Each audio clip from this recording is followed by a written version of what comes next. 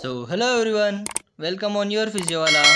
आज हम स्टार्ट कर रहे हैं एक नया टॉपिक जो होगा फ्रोजन शोल्डर पर। ओके, इसे हम कहते हैं एडेसिव कैप्सुलाइटिस। साथ में नेक्स्ट आता है हमारा नेक्स्ट स्लाइड बताएंगे सॉरी, इस लेक्चर में हम क्या क्या कवर करने वाले हैं। तो हमारा साइनोप्सिस या फिर जो हमारा कंटेंट होगा इस वीडियो का वो क्या क्या होने वाला है।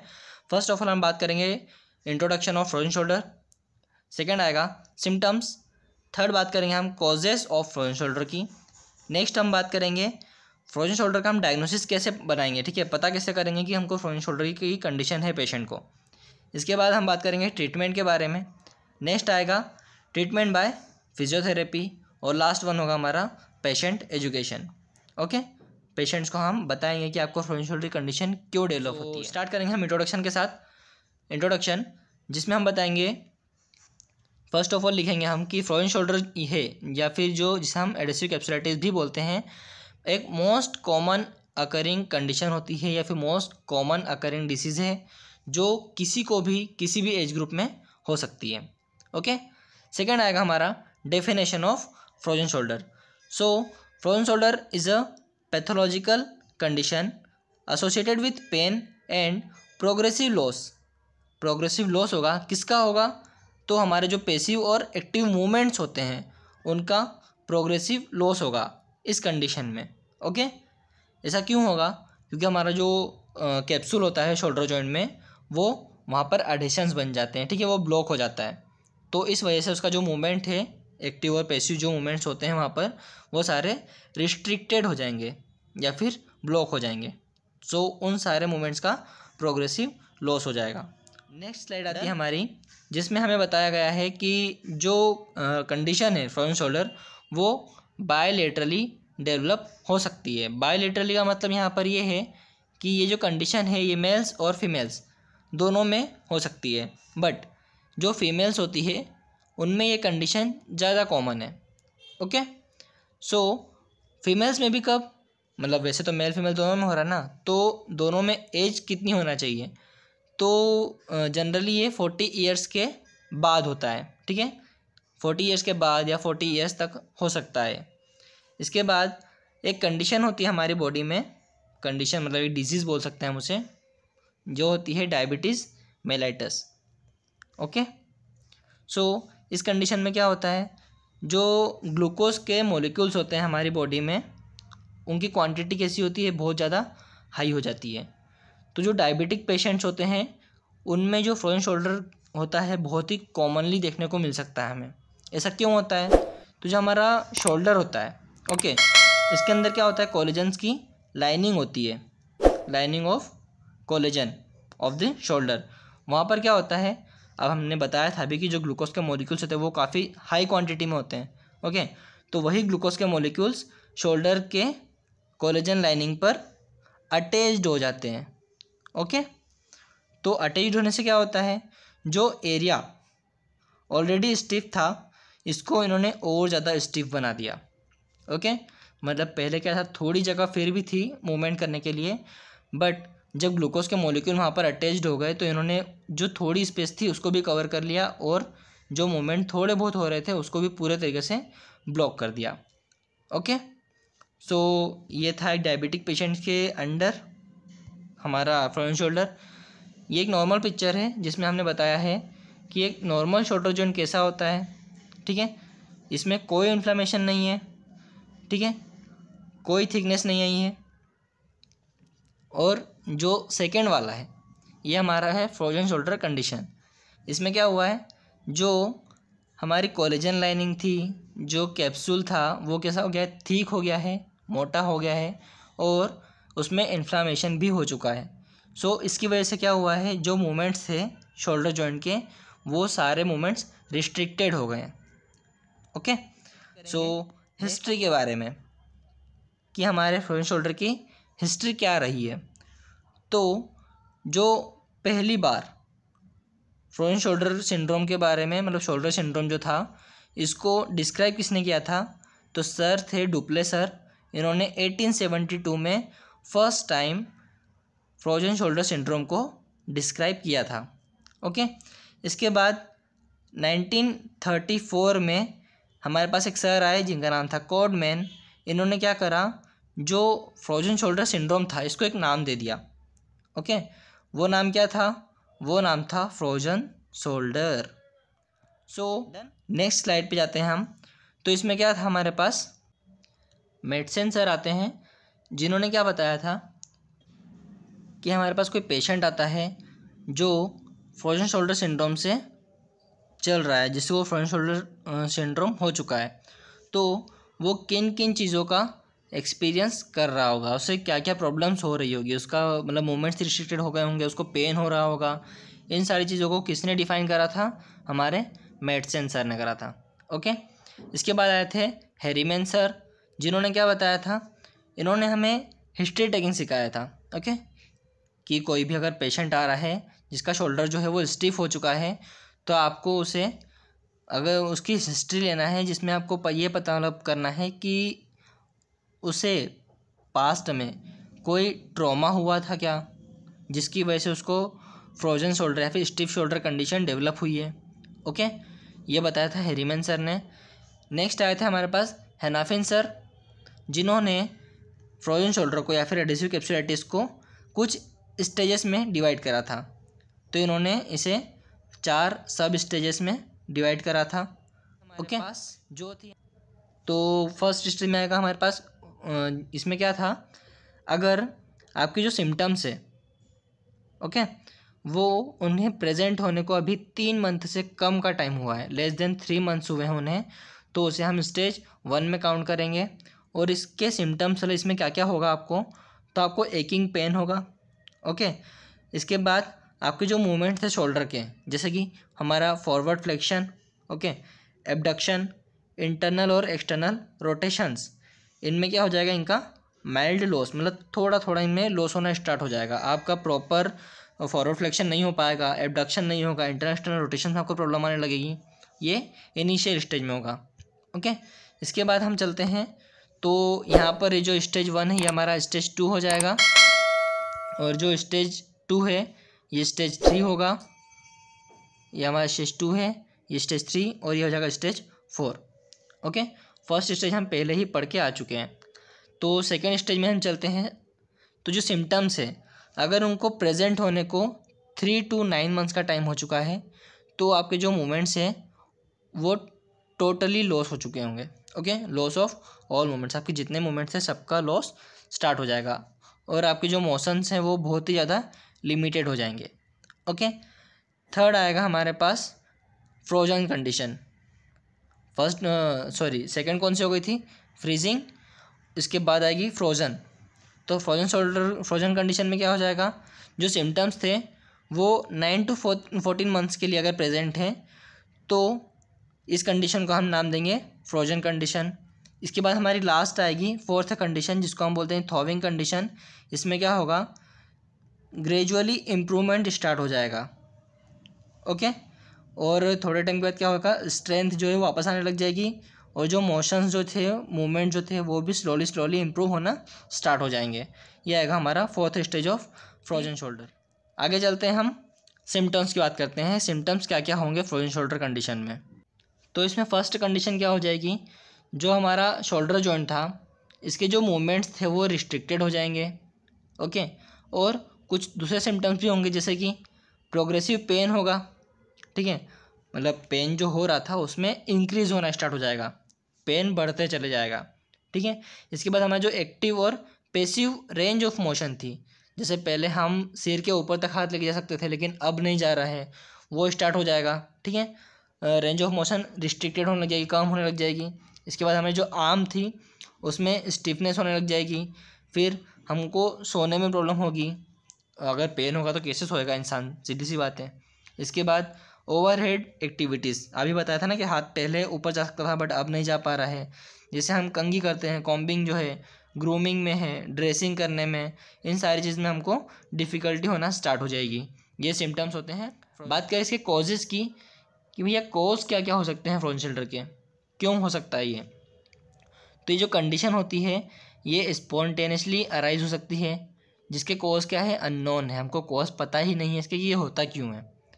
फिर भी हम इसे कुछ ऐसे ही रीज़न दे सकते हैं कि आपको क्यों हो सकता है। तो आपकी अगर सर्जरी हुई है पहले कभी, तो आपको उस कंडीशन में ही हो सकता है। फिर हमने थोड़ी देर पहले पढ़ा था डायबिटीज़ मेलाइटस में जो ग्लूकोज के मॉलिक्यूल है वो अटैच्ड हो जाते हैं, तो डायबिटिक जो पेशेंट्स हैं उनमें हो सकता है ये। पार्किंसन डिजीज़ में हो सकता है, कैंसर पेशेंट है उससे हो सकता है, शोल्डर इंजरी हुई है उससे हो सकता है, कोई थायराइड का डिसऑर्डर था या कॉम्प्लेक्स रीजनल पेन सिंड्रोम था उसे हो सकता है। ओके, ये सारे होते हैं इसके कॉजेज़। याद रखना ये स्पेसिफिक कॉज नहीं है। ओके, ये बस हम ऐसे ही बताते हैं कि हाँ ये कॉज हो सकते हैं, बट इसका जो एक्चुअल कॉज है वो अभी अननोन है, उसका पता ही नहीं है हमें। आगे चलते हैं इसके डायग्नोसिस की तरफ कि अब पेशेंट आया आपके पास और उन्होंने बोला सर मुझे ऐसी ऐसी प्रॉब्लम हो रही है, तो आप उसे डायग्नोस कैसे करोगे। तो हम स्टार्ट करेंगे फिज़िकल एग्जामिनेशन के साथ। तो फिज़िकल एग्जामिनेशन में क्या करेंगे हम, सबसे पहले हम पेशेंट को एग्जामिन करेंगे फॉर सर्वाइकल, थोरेसिक और शोल्डर रेंज ऑफ मोशन। ठीक है, कैसे, तो हम उसको बोलेंगे एक्सटर्नल रोटेशन करने के लिए, इंटरनल रोटेशन करने के लिए, एबडक्शन करने के लिए। ओके, ये होते हैं हमारे शोल्डर के मूवमेंट्स जो हम पेशेंट को करने के लिए बोलेंगे। अगर वो इन्हें कर पा रहा है मतलब उसे फ्रोजन शोल्डर की प्रॉब्लम नहीं है, और अगर नहीं हो पा रहे हैं मतलब कंडीशन हो सकती है। ठीक है, इसके बाद हम पेशेंट की न्यूरोलॉजिकल एग्जामिनेशन भी करेंगे।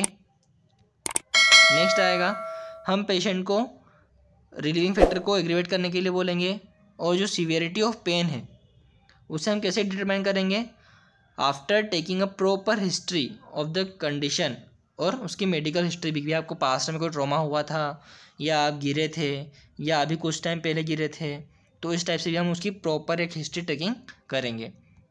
ओके, नेक्स्ट आएगा हमारा कि अब हमने फिजिकल एग्जामिनेशन तो कर लिया, हमको जो जो दिख सकता था, हम जो पता कर सकते थे वो हमने कर लिया। अब हम बॉडी के अंदर झांकना स्टार्ट करेंगे। तो हम उसे बोलेंगे कि सर आप पहले आप एक एक्सरे करवा लीजिए। ठीक है, एक्सरे के बाद हम उन्हें बोलेंगे सर आप एमआरआई करा लीजिए, एमआरआई से भी आपको क्लियर हो जाएगा। और थर्ड आएगा लैब टेस्ट, हम उन्हें लैब टेस्ट कराने के लिए भी बोलेंगे।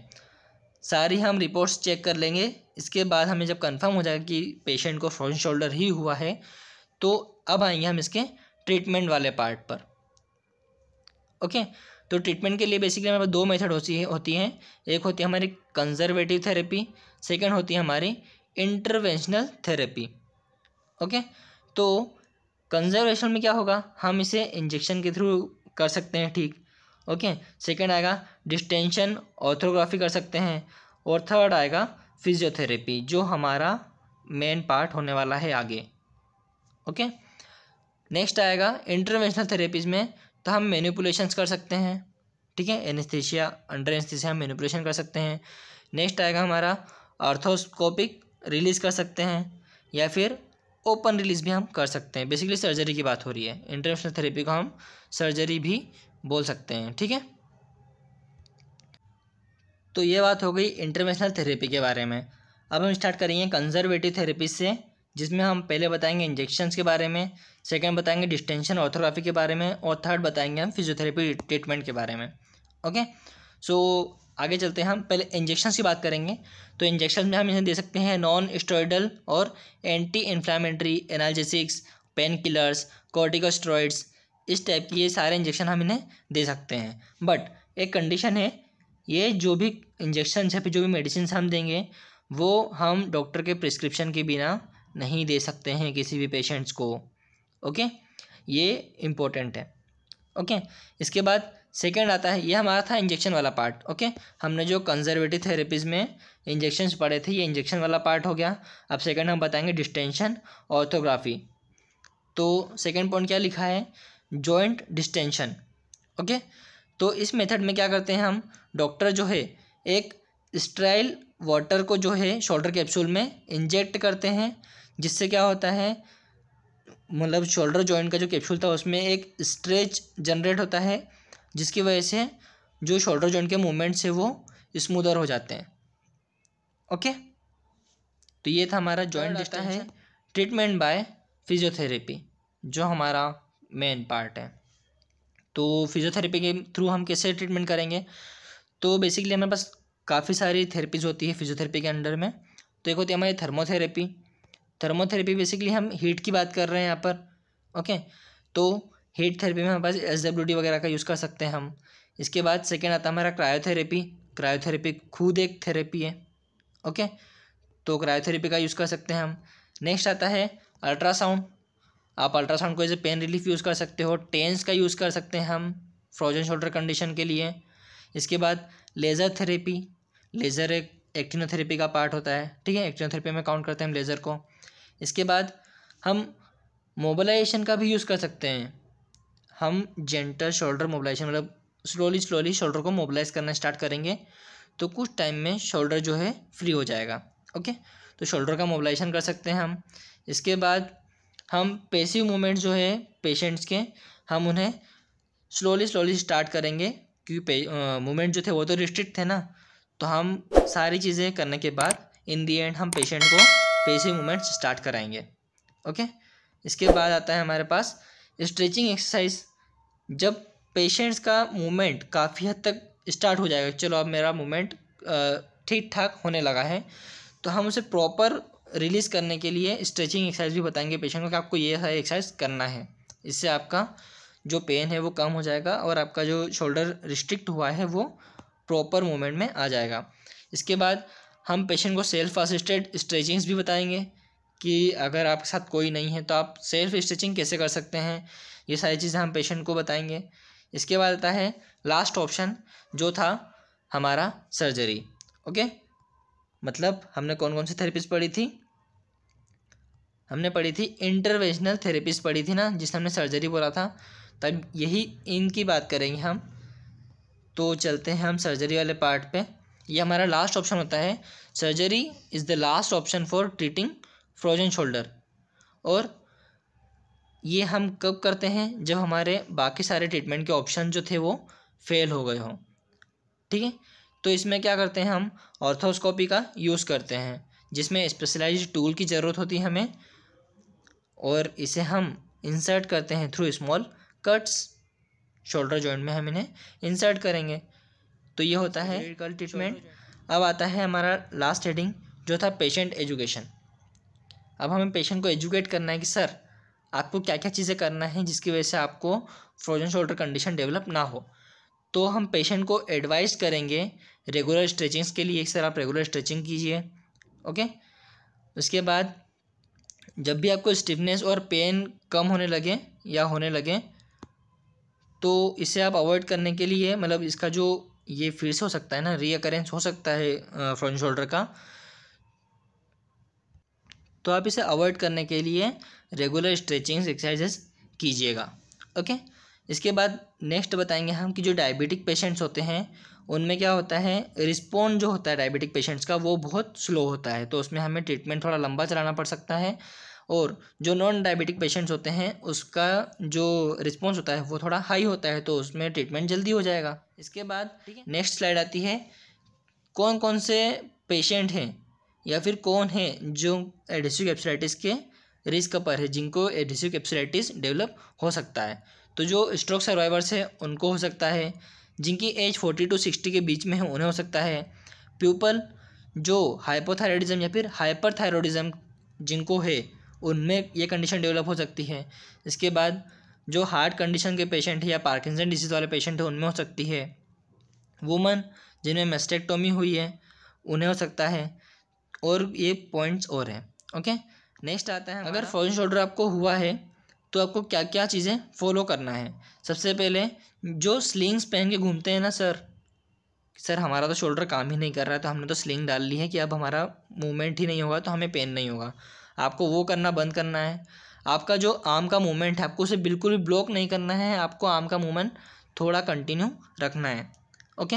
इसके बाद आपकी जो रेंज ऑफ मोशन रिस्ट्रिक्ट हो चुकी है आप उसे सेल्फ स्ट्रेचिंग या सेल्फ मूवमेंट करके आपको उसको कंटिन्यू रखना है कि सर हमारी रेंज ऑफ मूवमेंट जो रेंज ऑफ मोशन है वो रिस्ट्रिक्ट हो चुकी है, तो उसे हम कंटिन्यू करके उसे रिस्ट्रिक्ट ना होने दें, ओके। फिर आपकी जो स्केपुला बोन होती है, स्केपुलर मोबिलिटी जो है आपको उसके ऊपर वर्क करना है, आपको उसे ब्लॉक नहीं होने देना है। और आपकी जो रोटेटर कफ की आपको स्ट्रेंथनिंग पे वर्क करना है, ओके। प्रॉपर स्ट्रेचिंग एक्सरसाइज करना है आपको, बेसिकली यही लिखा हुआ है। सो यहाँ पर हमारा ये लेक्चर डन होता है। So thanks for your time and पढ़ते रहो पढ़ते रहो पढ़ते रहो।